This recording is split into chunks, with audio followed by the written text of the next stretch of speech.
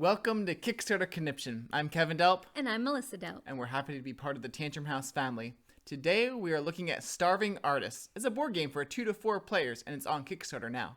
Now, the title of the game, Starving Artists, pretty much describes what's going on. Each player is an artist who's trying to make a living by painting masterpieces.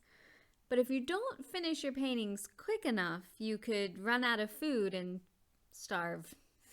So here's what the game looks like. These are the prototype components. Each player gets a reference board that lists the actions and provides a place to track their food supply. The game also has 7 paint colors, represented by cubes, and canvases to put the paint on. Each canvas shows a masterpiece by a famous painter. The gameplay for Starving Artists is pretty simple. Each player takes 2 actions, one in the morning and one in the evening.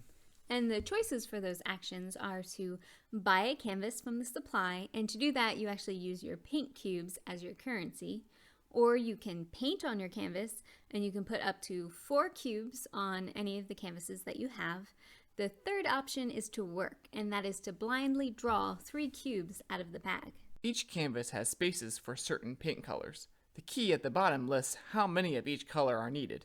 The canvas also lists a point value and rewards, how many spaces on the food chart to go up, and how many paint cubes to receive. The heart of the game is managing your paint resources. Because you're drawing them out of a bag blindly, there's no guarantee that you're going to get the paint that you need. Now, the good thing is that there's usually a supply of paint in the middle of the table that you can trade with once per day. Now, that supply is also where you're going to get your rewards when you sell your paintings. Because your rewards are coming from the supply, you'll want to pay attention to how many are in the supply. Like, for instance, if there are only 8 cubes there, but your rewards are 12, you won't get full advantage of that reward. And also, you may have to share the paints with other players if you both sell your painting in the same round. But you can't wait too long to sell because you may starve, and if you do, that's a bad thing. It doesn't mean you're automatically going to lose, but you'll have to sit out while the other players are still playing and they may be selling paintings and scoring more points. One of the things I like about Starving Artists is the variety of paintings by the different artists. It's neat to see what flips into the market. The game also includes a bit of history, since the canvases show the artist's name and the date it was painted. The game has a good mix of strategy and luck. If you're having trouble getting a certain color, you might be able to trade for it in the supply.